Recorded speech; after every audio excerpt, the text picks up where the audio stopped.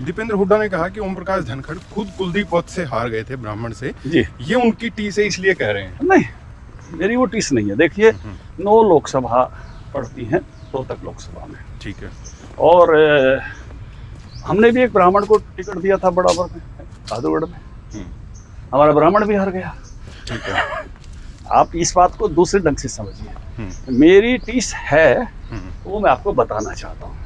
दीपेंद्र ने मगरमच्छी आंसू बहाए मेरी कॉन्स्टिट्यूंसी में आकर, सब जगह बहाए, मेरा बदला ले लो, मेरा बदला ले लो।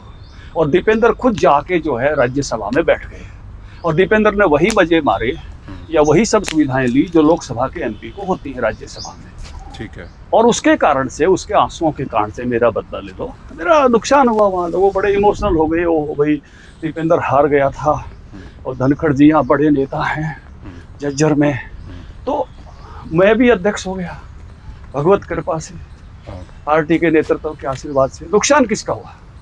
बादली हल्के का नुकसान, हजारों करोड़ का नुकसान दीपेंद्र हुड्डा के मगरमच्छी आंसुओं के कारण से हुआ। वो उसका नुकसान करके चले गए जिसकी कोई पूर्ति नहीं हो सकती। और बादली के लोगों को ये बात ध्यान में आ गई है कि दीपेंद्र हुड्डा मगरमच्छी आंसू बहाकर, नकली आंसू बहाकर बादली हल्के का नुकसान कर गया।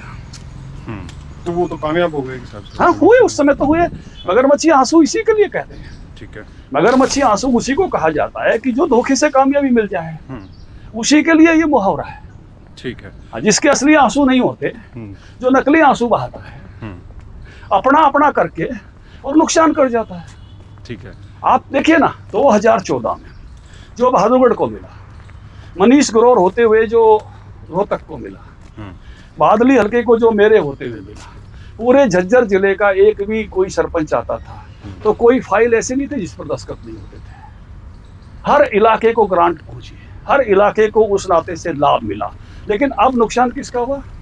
उस इलाके से हम सब विजयी होकर नहीं आए, तो उस सारे इलाके को जो लाभ हो सकता था, उस लाभ को रोकने का काम हुड्डा परिवार ने किया। ठीक है। और मगरमच्छी आंसू बहा कर गया। इसको आप दिखाइएगा अच्छे से।